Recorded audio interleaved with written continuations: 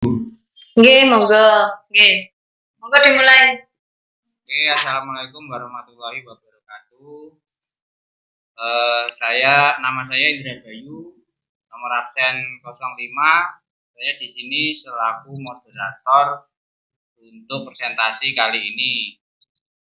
Presentasi kali ini dari mata kuliah Civic Education dengan tema identitas nasional, sejarah, nasionalisme dan karakteristik bangsa Indonesia, yang disusun oleh Saudara Muhammad Sabik Balya dengan nomor absen 06,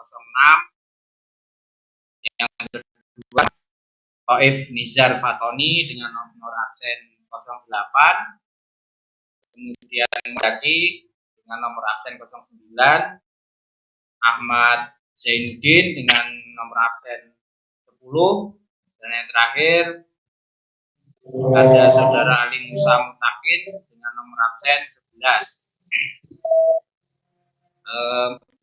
Untuk ada pokok-pokok pembahasan, yaitu tentang pengertian identitas nasional, faktor-faktor identitas nasional, sejarah nasionalisme, karakteristik identitas nasional sebagai identitas bangsa Indonesia, dan hubungan antara identitas nasional dengan karakter bangsa. Untuk mempersingkat waktu, saya persilahkan kepada pemakalah untuk memulai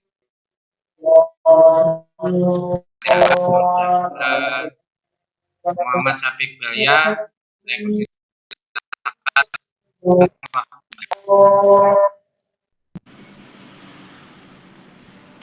Ya, baik. Terima kasih kepada moderator yang telah menampilkan slide saya. Bismillahirrahmanirrahim. Assalamualaikum warahmatullahi wabarakatuh. Perkenalkan, nama saya Muhammad Sabik Balya dari kelompok 2 ini. Kami bersama rekan-rekan ingin mempresentasikan hasil diskusi kami terkait identitas nasional, sejarah nasionalisme, dan karakteristik bangsa Indonesia. Baik, yang pertama yang akan kita bahas adalah identitas nasional. Nah, apa sih identitas nasional itu? Kalau diartikan secara perkata ya, identitas nasional itu berasal dari kata identitas dan nasional. Identity and national. National. Yang artinya itu identitas ya identitas, kalau nasional itu ya nasional. Jadi kalau misalnya diartikan secara harfiah itu berarti ciri-ciri, tanda-tanda atau jati diri yang melekat pada seseorang, yang sesuatu bisa membedakan antara satu dengan yang lainnya. Itu menurut ICCA atau jurnal yang kami kutip dari jurnalnya UIN Jakarta.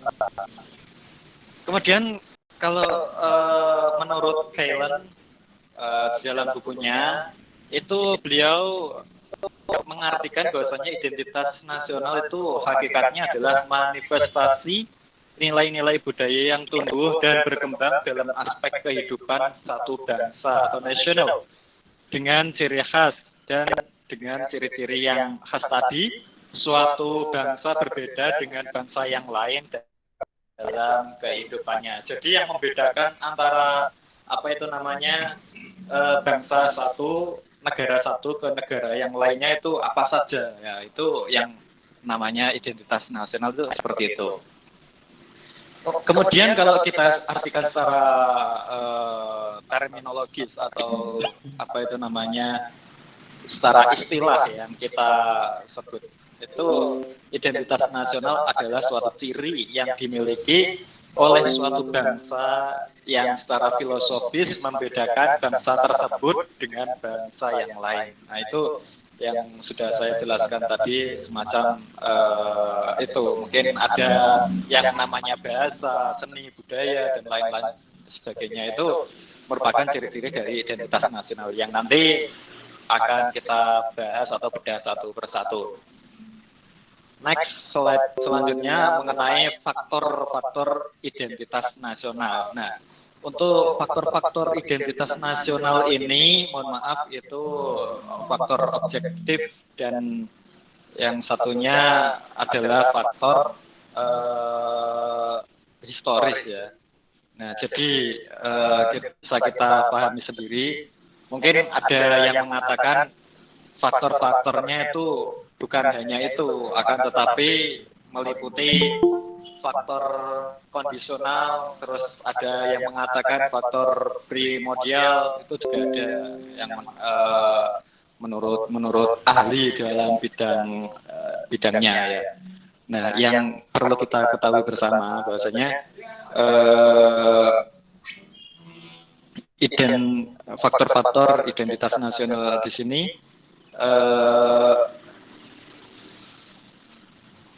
ada yang namanya faktor objektif. Apa saja faktor objektif itu? Faktor objektif itu meliputi faktor geografis, ekologis, dan demografis. Secara kondisi geografis, ekologis itu membentuk wilayah Indonesia yang dinamakan wilayah. Itu ada kepulauan, kemudian ada juga iklim, persimpangan jalan komunikasi antara wilayah Asia Tenggara dengan Pasifik, kemudian di benua-benuanya diapit oleh benua Asia dengan benua Australia, kemudian samudranya juga diapit oleh dua samudra Pasifik dengan samudra India. Nah, itu merupakan suatu bentuk faktor geografis atau faktor objektifnya. Nah, kemudian faktor selanjutnya yakni faktor historis ya. Faktor historis di sini kalau kita kita kutip dari Bapak Suryo di dalam bukunya, itu beliau juga menyatakan bahwasanya faktor historis itu terdapat aneka yang mana terdapat sosial, politik, kebudayaan yang dimiliki bangsa Indonesia. Faktor-faktor historisnya ini itu sangat bermacam-macam, mulai dari suku, bangsa, ya, kemudian politiknya, kebudayaannya, undang-undangnya itu menjadi sebuah faktor historisnya yang membentuk suatu proklamasi dan undang-undang dasarnya itu juga konstitusinya itu termasuk faktor historis. Kemudian slide selanjutnya, next. Tentang sejarah nasionalisme di Indonesia sendiri. Untuk sejarah nasionalisme di Indonesia sendiri ini dibagi beberapa fase ya. Fase-fase mulai dari fase kemerdekaan atau sebelum kemerdekaan kolonialisme, kemudian kebangkitan nasionalisme, kemudian fase revolusi fisik kemerdekaan itu membentuk sebuah panitia melalui panitia BPU PKI, kemudian PPKI ya, itu merupakan fase ketiga kalau kita kita selipkan di sini di fase sejarah nasionalisme di Indonesia.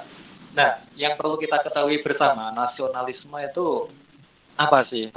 Nasionalisme kalau kita artikan secara eksplisit atau secara harfiah ya, kita sebagai warga Indonesia itu berhak dan berkewajiban untuk mengetahui bangsa kita itu apa, terus kemudian yang dimiliki bangsa Indonesia itu apa, terus kita juga kenal yang namanya kayak proklamasi, kemudian pokok kita mengetahui negara kita itu ciri-cirinya seperti apa dan karakteristiknya seperti apa, itu yang dimaksud dengan nasionalisme.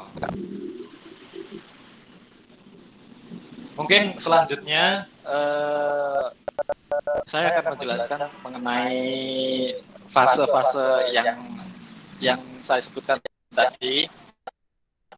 Untuk fase yang pertama itu gerakan kebangkitan nasionalisme Indonesia. Nah, ini diawali oleh Budi Utomo di apa itu namanya di Surabaya ya pada tahun 1908.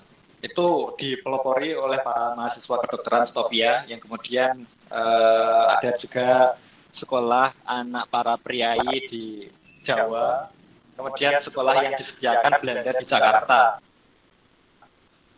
Nah ini yang disebut nasionalisme itu cara kita untuk memahami bangsa kita sendiri. Nah, itu fase yang pertama, kebangkitan nasionalisme Indonesia. Kemudian yang fase kedua mengenai kebangkitan nasionalisme pada tahun 1928. Ini lahir Sumpah Pemuda ya pada waktu itu.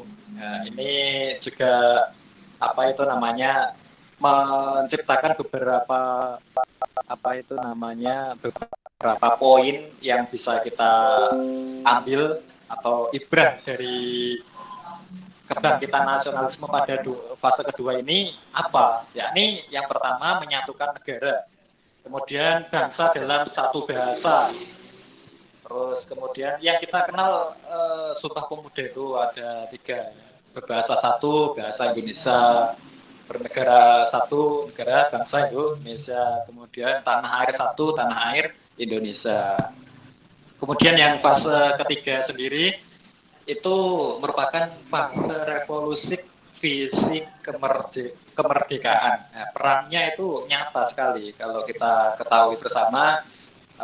Soekarno sendiri itu apa itu namanya berjuang bersama para pejuang-pejuang yang lainnya untuk memerdekakan bangsa Indonesia. Mulai Soekarno itu disandra, itu drama-drama yang sangat perjuangan yang sangat tidak mudah pada waktu itu untuk memerdekakan Indonesia. Kemudian yang fase keempat, fase perkembangan nasionalisme pada tahun 1966. Nah itu fase tersebut itu tatanan mulai baru yang sebelumnya mungkin masih terbawa oleh suasana penjajahan. Kemudian pada waktu tahun 1966 itu sudah mulai terjadi kemandirian atau saya itu bangsa Indonesia ini mau dibawa kemana atau pemberontakan yang dilakukan mahasiswa kepada bangsa Indonesia. Lahirlah pada waktu itu kudeta Soekarno. Soekarno dikudeta yang kemudian Soeharto naik ke posisi jabatan presiden atau kepala negara Republik Indonesia. Itu juga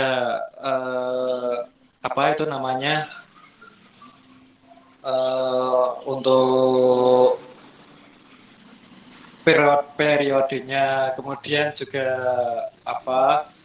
mengenai pergolakannya itu sangat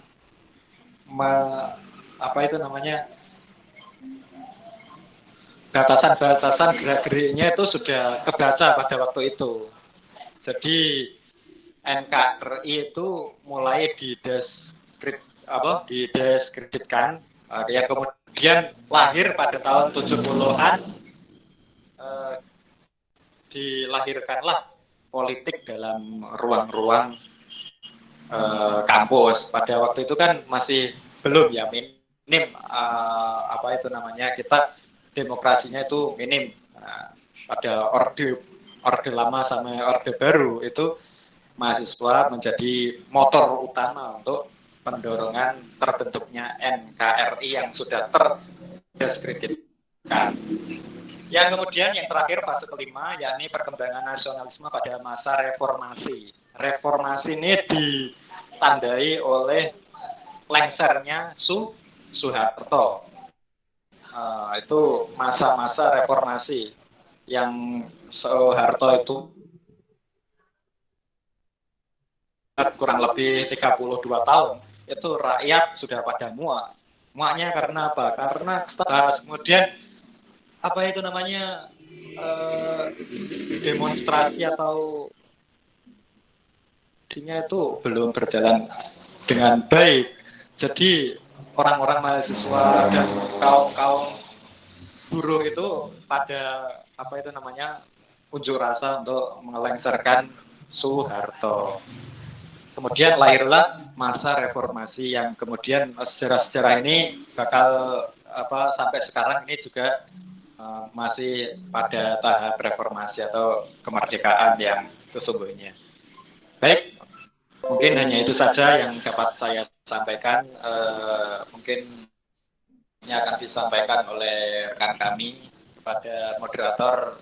Saya persilahkan untuk menyambung. Terima kasih. Oke, terima kasih atas penjelasan dari Saudara Sadik Balya yang menjelaskan tentang tema-tema yang di atas. Untuk mempersingkat waktu, kita lanjutkan saja untuk pembahasan selanjutnya mulai dari bentuk-bentuk identitas nasional Indonesia yang akan dijelaskan oleh pemakalah Saudara Thaif Nizar. Waktu dan tempat saya persilahkan. Baik, terima kasih Mas Bayu. Suara saya apa cukup jelas terdengar nyampe nganjuk ini? Jelas, Mas. Siap. Gini, untuk yang selanjutnya kami akan menyampaikan terkait kelanjutan dari materi civic. Nah, yang kemudian di dalam makalah yang sudah disebutkan ada terkait bentuk-bentuk identitas nasional Indonesia. Kalau yang tadi kita sudah mengenal bagaimana sejarah berdirinya Indonesia, kemudian fase-fasenya bagaimana, kemudian ini menjadi bentuk-bentuk identitasnya.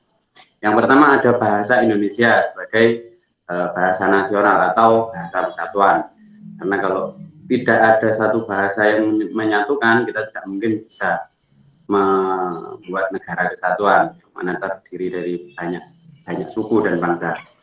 Untuk yang kedua, untuk bentuk-bentuk identitas nasional ada sang merah putih sebagai bendera negara. Jadi mempunyai satu ikon yang kemudian itu menjadi lambang dari negara kita.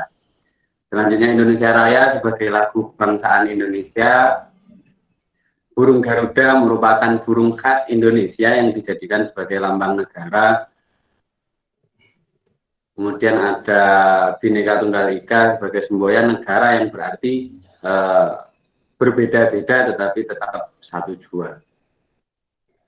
Nah, untuk falsafahnya atau falsafah negara yang dianut di Indonesia adalah Pancasila yang berisi terkait 5 dasar yang dijadikan sebagai dasar filsafat dan ideologi negara Indonesia. Untuk dasar hukumnya, Indonesia menggunakan Undang-Undang Dasar sebagai hukum dasar dari negara, Undang-Undang Dasar tahun 1945. Bentuk negara, seperti yang sudah disinggung di awal tadi, negara kesatuan adalah kesatuan Republik Indonesia yang berkedaulatan di rakyat. Bentuk negara adalah kesatuan, sedangkan bentuk pemerintahan adalah republik. Seperti yang kita tahu bersama, bahwasanya negara itu banyak sekali modelnya, ada yang republik, ada yang kemudian komunis dan lain sebagainya. Konsepsi wawasan Nusantara sebagai cara pandang bangsa Indonesia. Ini sebagai bentuk pengambilan keputusan itu didasarkan pada konsepsi wawasan Nusantara yang mana di dalamnya ada banyak sekali suku dan bangsa. Oke, mungkin selanjutnya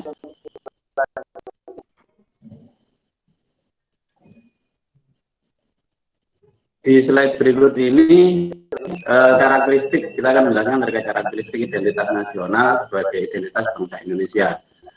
Unsur-unsurnya seperti yang sudah tersinggung di awal, ada empat unsur, yaitu suku bangsa, agama, kebudayaan, dan bahasa.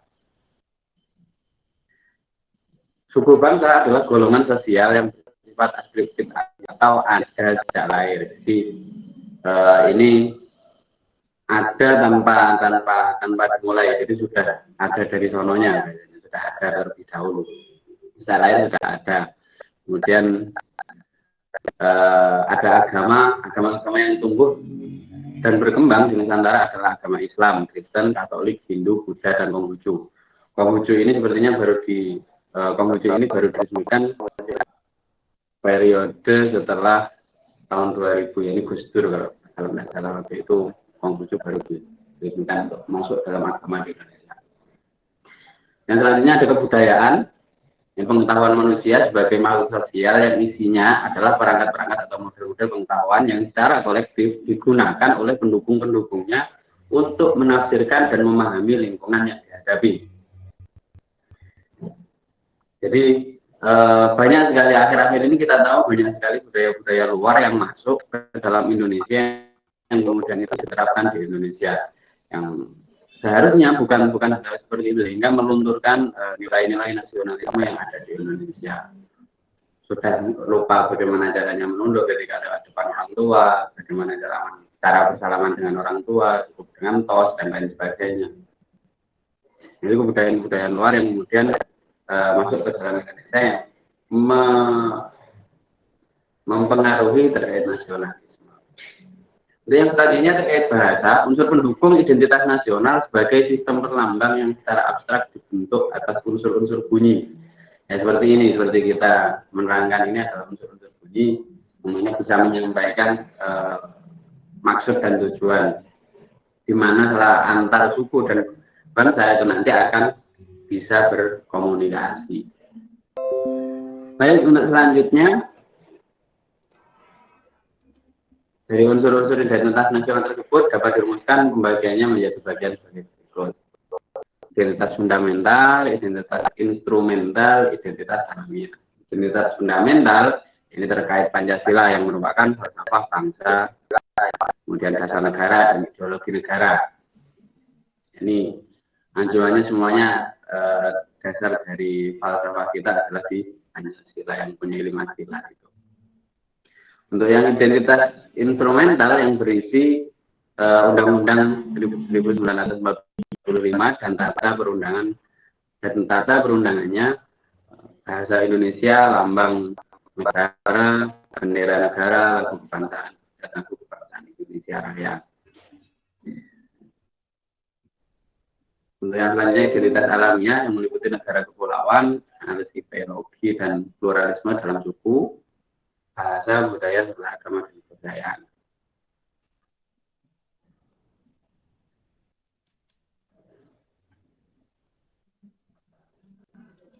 Baik, untuk selanjutnya ini ya, yang ini terkait bentuk-bentuknya. Kalau tadi, ini sebetulnya sudah di awal tadi juga sudah. Bentuk-bentuk ini ya. Konsepsi wawasan ini sudah sepertinya tadi slide-nya ada yang ketumpuk atau double. Lanjut, hubungan antara identitas nasional dengan karakter bangsa. Ini identitas sebagai identitas kebangsaan atau political unity merupakan merujuk pada bangsa dalam pengertian politik bangsa negara. Nah, di dalam negara, dalam satu bangsa itu kan bisa saja itu homogen atau mungkin terdiri dari satu bangsa. Namun ketika di Indonesia kita ini punya berbagai macam suku, punya berbagai macam ras yang terbagi dari pulau-pulau yang kemudian berbeda-beda, sehingga perlu adanya identitas nasional yang bisa mempersatukan. Nah, ini kemudian selanjutnya faktor-faktor penting bagi pembentukan bangsa Indonesia, yang antara lain adanya persamaan nasib selama 350 tahun kurang lebih dijajah. Yang selanjutnya adanya keinginan bersama untuk merdeka. Kemudian adanya kesatuan tempat tinggal di wilayah Nusantara yang membentang dari Sabang sampai Merauke. Adanya cita-cita bersama untuk mencapai kemakmuran dan keadilan satu bangsa. Sehingga ini bisa menjadi faktor-faktor penting penghubung antara antar suku dan ras yang terbagi di pulau-pulau untuk mendirikan satu negara. Negara Kesatuan Republik Indonesia. Mungkin itu rekan-rekan Bapak Ibu sekalian. Di bawah ada sedikit cuplikan video ini sebagai penutup saja bahwasanya nasionalisme itu penting ditumbuhkan sejak dini.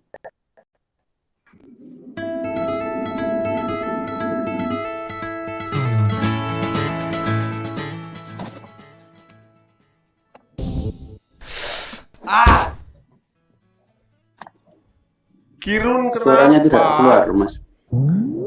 Sini. Kakek mau cerita ini.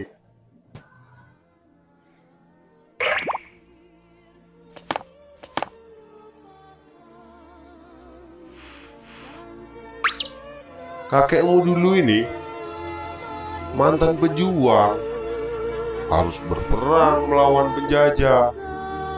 Sekarang, untuk meneruskan perjuangan pahlawan kita, kamu harus belajar dengan tekun.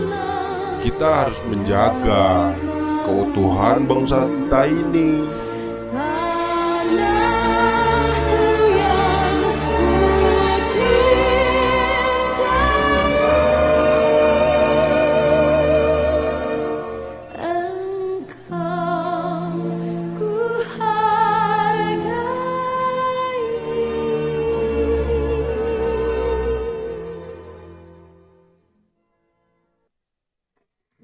Kemudian terima kasih kepada Mas moderator yang membantu jalannya presentasi hari ini. Untuk sesi tanya jawab, monggo silakan dipandu Mas Bayu moderator. Terima kasih dari saya. Assalamualaikum warahmatullahi wabarakatuh. Waalaikumsalam. warahmatullahi wabarakatuh. Oke, terima kasih kepada pemakalah yang telah menjelaskan materi kali ini. Sesi selanjutnya adalah sesi tanya jawab. Monggo saya buka untuk bagi teman-teman yang mungkin ada pertanyaan atau mungkin mau menambahkan tentang materi di atas, dipersilakan.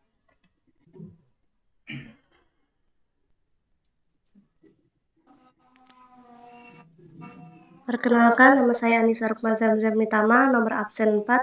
Saya mau bertanya, bagaimana cara mengatasi atau menanggulangi penyimpangan bahasa? Kan sekarang banyak kayak bahasa-bahasa anak zaman sekarang, kalau kayak ya bahasa-bahasa anak zaman sekarang gitu loh.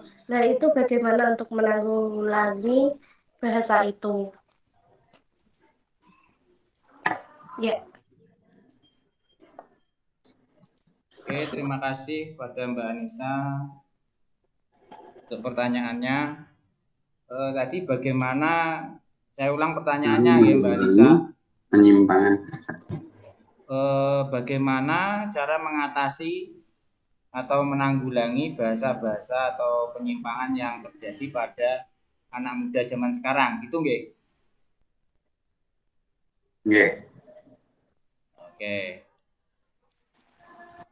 Mungkin ada pertanyaan lagi, satu lagi, atau ada yang mau menambahkan materi di atas? Dipersilahkan pada teman-teman. Pertanyaan satu kita tampung dulu nggih.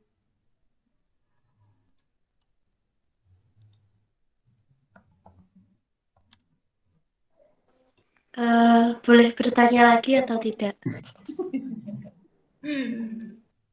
Monggo silahkan Mbak Anissa. Ya, jadi kan lambang negara Garuda jika terdapat pada kaos, sedangkan kaos tersebut dibawa ke luar negeri, apakah itu dilarang? Padahal lambang negara Garuda merupakan suatu ciri identitas nasional. Itu. Oke, terima kasih atas pertanyaannya Mbak Nisa. Oke, ini sudah ada 2 pertanyaan untuk pemakalah. Yang pertama adalah bagaimana cara menanggulangi atau menanggapi penyimpangan bahasa yang terjadi pada anak muda zaman sekarang. Monggo untuk pemakalah ini siapa yang jawab? Mas Taufik, Mas Toif atau Mas Sabik Balya?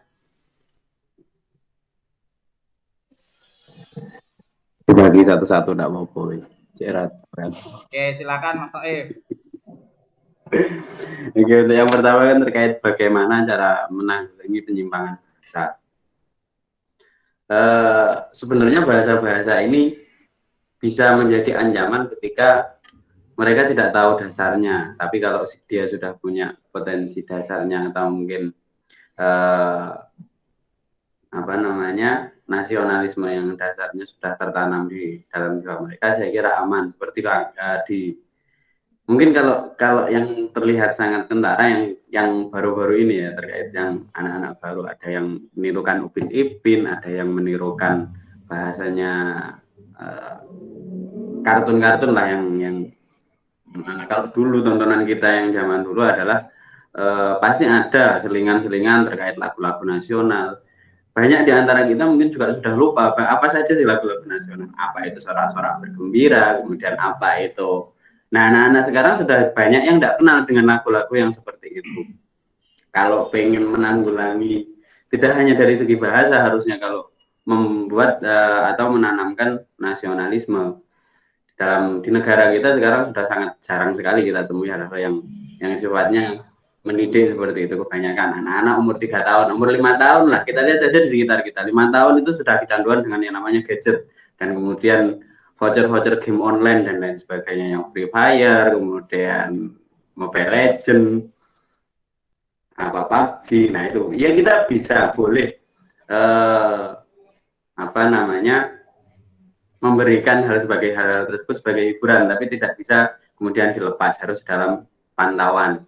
Nah, untuk menanggulangi terkait bahasa, itu ya kita tanamkan nasionalisme, bahwasanya ini adalah bahasa apa kebangsaan kita, identitas negara kita. Kalau ini sudah hilang, kemudian selesai, kita tidak akan punya identitas lagi.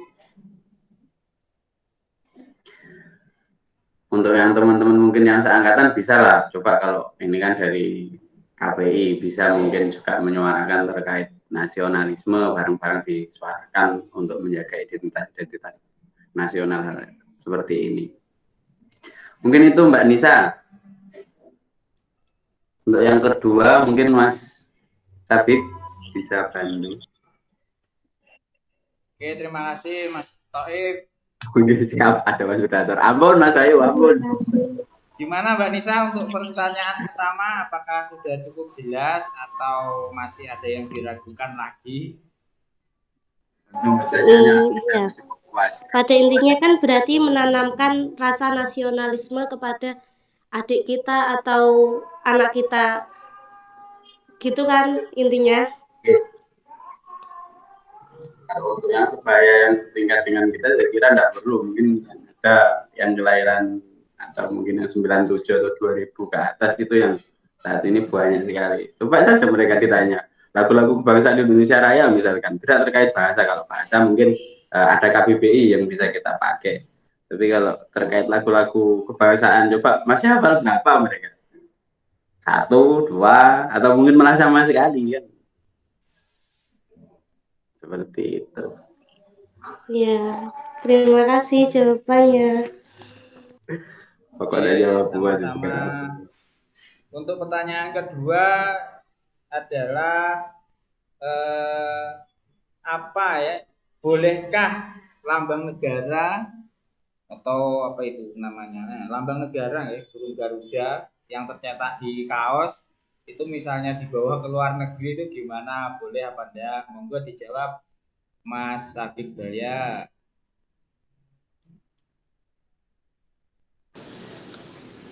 Ya, baik, terima kasih kepada moderator dan pertanyaannya dari siapa? Mbak Anissa ya. Untuk penggunaan lambang Garuda sendiri memang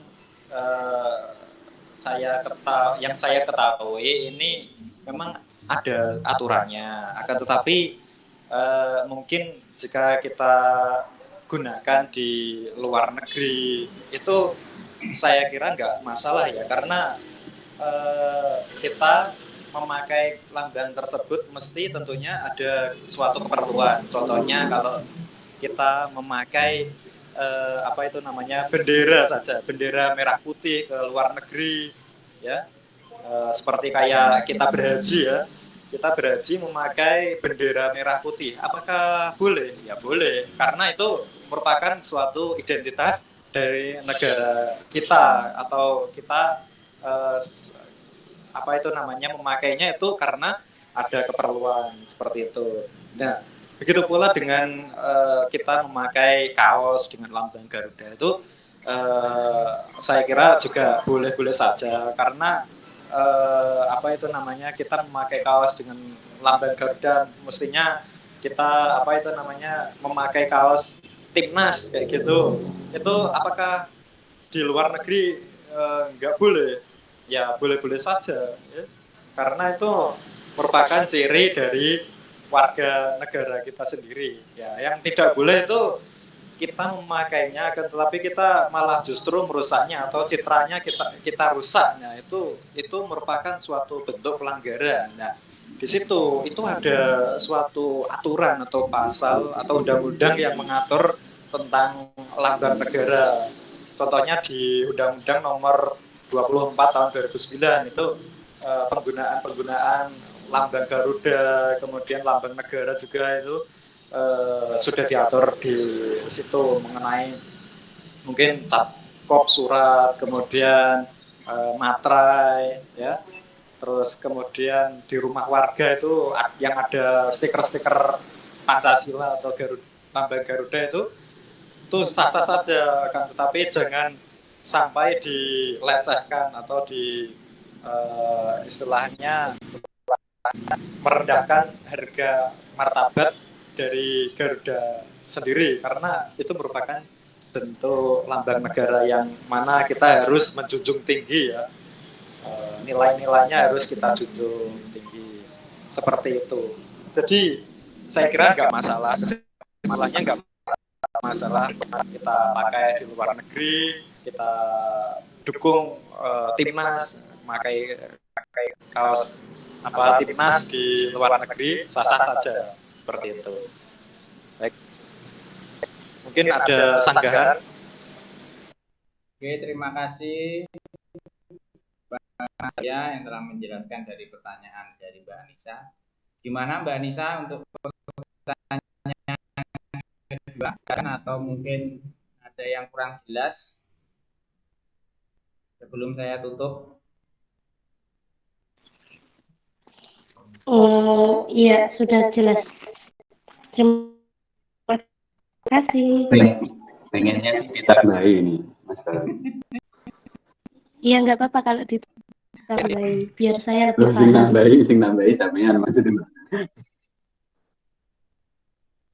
Oke, demikian tadi presentasi dari kelompok berapa ini? Kelompok 2 ya. Tentang Iya Mas Bayu sebentar. Oke, siap. Ini nama kelompoknya ada yang keliru nama kelompoknya, nanti akan diedit dan kami kirim ulang. Di grup Mas. Apunten. Siap. Iya, siap. Sambil Yang tadi yang keluarga sedang bertugas di Batu hari ini. Oh iya. Oke, demikian tadi presentasi dari tentang identitas nasional, sejarah, nasionalisme, dan karakter Indonesia. Demikian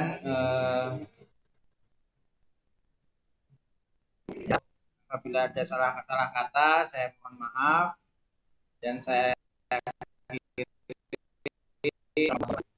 untuk waktu kemudian saya serahkan kepada Dina selaku dosen pengampu kita. Mungkin ada dari makalah ini, waktu dan tempat saya persilakan Bu Dina. Oke, ya terima kasih. Assalamualaikum warahmatullahi wabarakatuh. Ya, ini pindah tempat, tadi saya masih di kantor, sekarang sudah di jalan ya. Ya, karena belum makan saya, nunggu linknya kok lama sekali. Akhirnya saya pindah ini ngopi dulu lah sebelum pulang. Oke, terima kasih. Ya, hebat sekali. Aplaus juga buat teman-teman KPI. Ini terkait dengan apa identitas ya, identitas nasionalisme, menumbuhkan jiwa kebangsaan kita, bagaimana kecintaan kita terhadap Indonesia sendiri. Memang pada akhir-akhir ini dan banyak sekali akulturasi budaya yang sudah masuk di Indonesia, budaya asing dan lain sebagainya, sehingga banyak sekali memang generasi muda yang akhirnya ikut-ikutan ya kopas dari entah itu budaya dari luar negeri yang memang mania drakor gitu kan ya, ya yang perempuan itu dan lain sebagainya. Ada juga yang memang budaya-budaya asing, K-pop dan lain sebagainya itu sangat-sangat sekali sudah mulai mengakar di Indonesia. Nah, ini tugasnya dari KPI sendiri ya, karena sebagai yang memang notabene adalah budaya Indonesia dan Islam sendiri, cara menumbuhkannya ya bagaimana kita bisa membuat sebuah tayangan yang mendidik yang bisa juga untuk apa ya menjadi rival hal-hal yang sedang hit lah di tengah anak muda saat ini. Itu yang pertama. Yang kemudian itulah tadi terkait dari lambang Garuda. Lambang Garuda yang tidak perbolehkan itu ya benar tadi, yang jika kita menyalahgunakan dan juga menginjak-injak dan melecehkan itu yang nggak bisa, yang nggak boleh ya. Kita tahu pada beberapa bulan kemarin di Nganjuk sendiri kan ada kasus terkait dengan pelecehan lambang Garuda dan juga presiden dan wakil presiden itu di Ronggot atau di Singkalanyar, saya agak-agak lupa itu ya. Itu pelajaran bagi kita. Ada yang tahu tentang berita itu? Halo? Belum. Ada yang tahu? Tidak. Belum. Nah, itu kan kejadiannya belum ya, kejadiannya ya mungkin itu pengen ngehit aja karena saat ini kan sangat ngetren sekali terkait dengan TikTok dan lain sebagainya itu ya. Ya TikTok kalaupun itu positif fan-fan aja, tapi ya kalau kemudian TikTok disalahgunakan, joget-joget di atas meja, di atasnya ada lambang negara, ada presiden, wakil presiden. Nah, itu yang memang menjadi permasalahan. Jadi memang KPI ini harapannya menjadi edukasi ya, edukasi bagi masyarakat dan terutama kaum milenial, itulah ya sebagai sasaran kita, bagaimana bisa lebih bijaksana dalam bermedsos. Itu sebenarnya tugasnya. Itu mungkin tambahan dari saya. Untuk selanjutnya, monggo adakah tanggapan lain atau kita akhiri di sini? Akhiri saja, Bu. Halo? Akhiri. Oke, kita ketemu lagi ya. Saya nunggu linknya itu lama. Tadi di kantor kan ya. Oke, 2 minggu lagi kita ketemu dan ya nggak apa-apa. Saya sih yang penting saling meringankan, tidak ada yang terbebani. Oke, ada tanggung jawab. Nah, kita saling sharing. Nah, dan mudah-mudahan hari ini bermanfaat ya. Bermanfaat. Berarti ini kurang berapa kelompok lagi, Mas Ketua? Halo. Kurang 1 kelompok. Oh, ya cepat berarti ya, enggak Pak. Oke. Kita ketemu lagi 2 minggu ke depan karena hari ini saya ada 3 kelompok ya. Yang penting kan ya itu follow up-nya, yang penting itu bagaimana nanti KPI itu bisa lah menjadi komunikator ya, utamanya di wilayah Nganjuk, kalaupun ya di tempatnya masing-masing nggih. Ya, terima kasih ya. Sampai ketemu lagi. Salam sehat dan salam bahagia. Ya. Okay. Terima kasih ya. Ya. Oke. Assalamualaikum. Waalaikumsalam. Matur nuwun, Ibu. Terima kasih, Ibu. Terima kasih.